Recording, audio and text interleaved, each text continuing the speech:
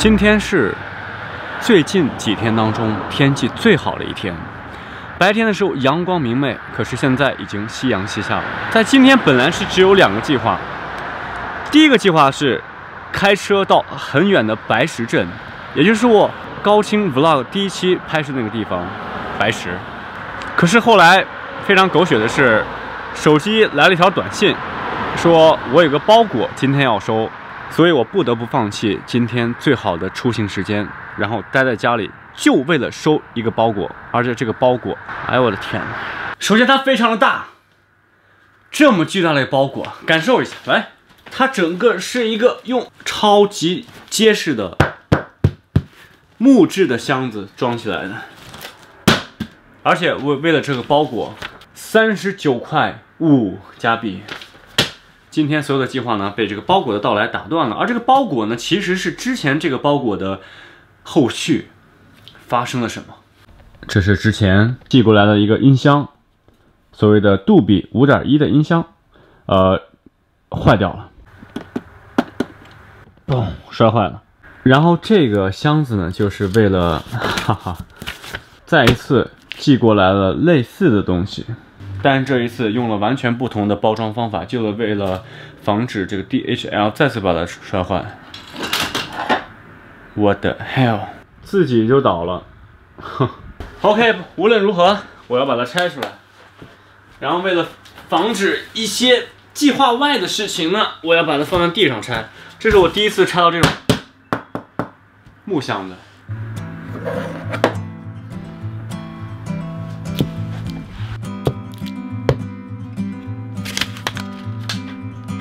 OK，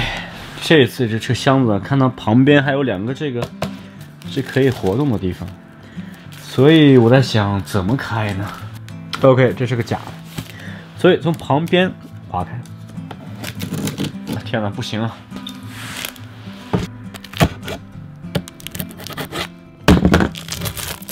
我天哪，这是我见过最奇葩的一个运送方式。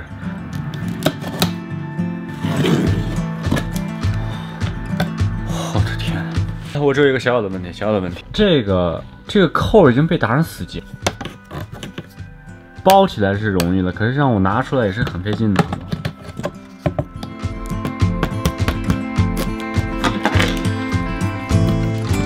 为什么要把这做成这个样子？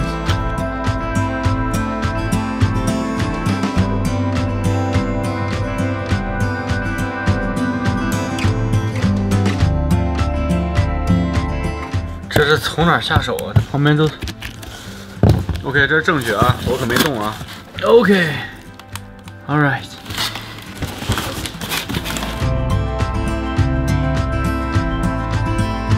箱子包这么严实，里边一共就装了2个东西。我拿到了新的一款这个卫星音箱，替代那个坏掉了，替代它。这个场面，可以看到我已经真的没有地方放了。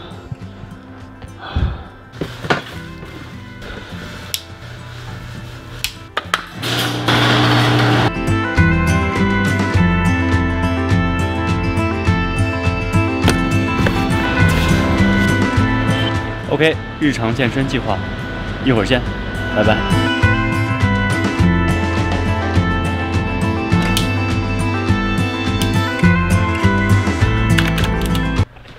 今天晚上的一个主要的任务呢是健完身之后，需要直播2个小时给创客星球，然后呢，同样在斗鱼上直播这款 Switch。直播完成之后呢，我们来 稍微说一说 Switch， 我的一些感觉。Let's go。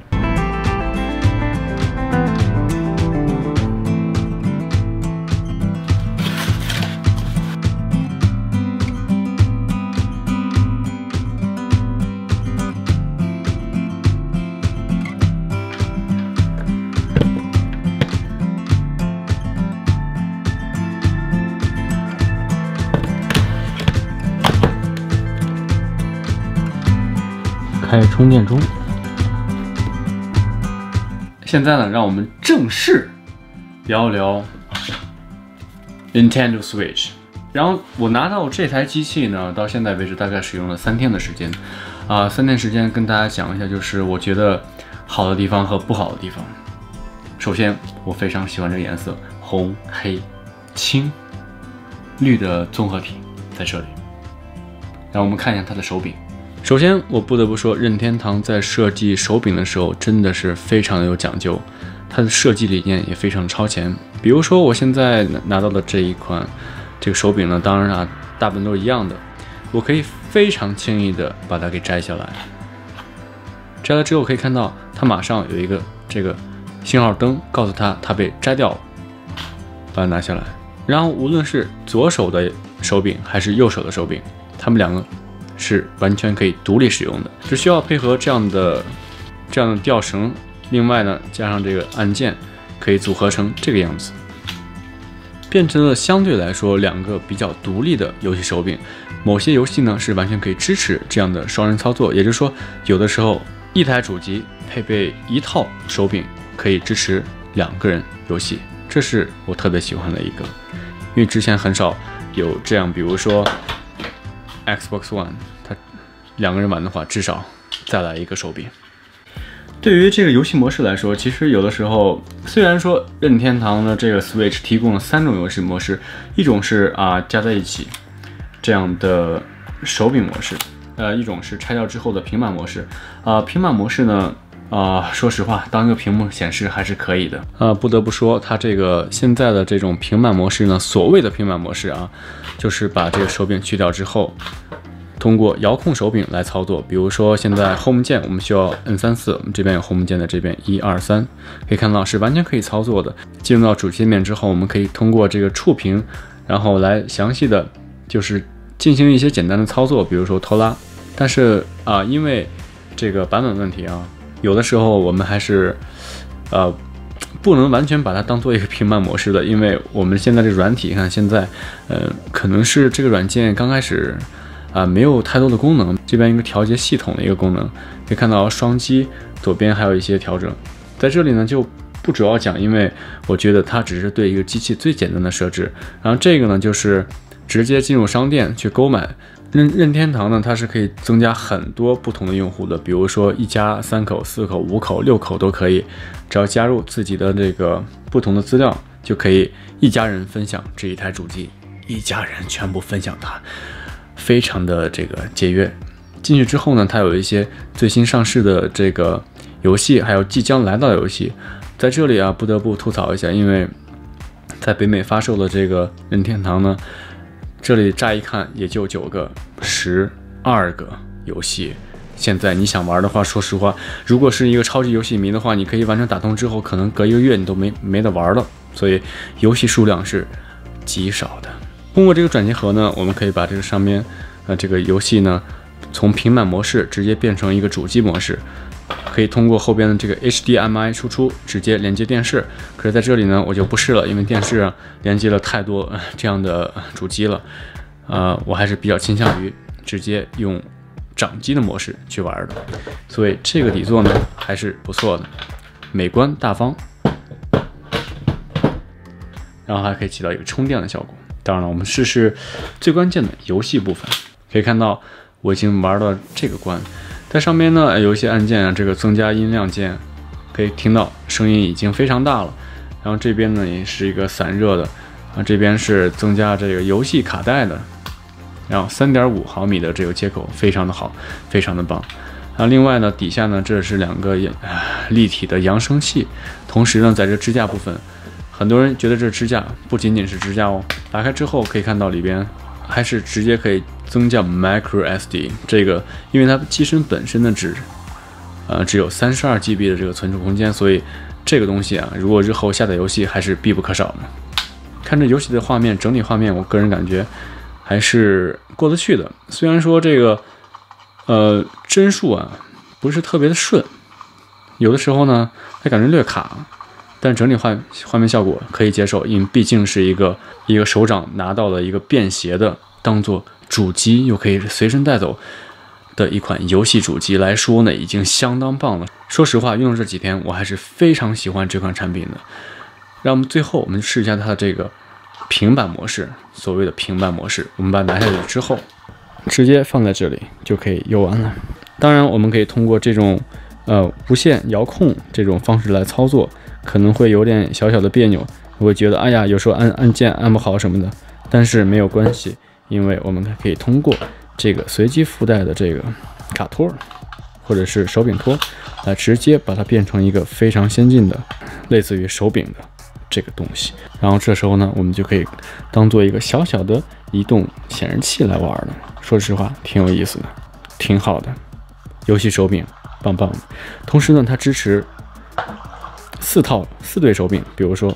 这个只要按一下就会开，可以看到按一下，它马上变成了这个一个两个自动配对，然后这个上面呢完全就显示出来 OK， 你需要配对第二个吗？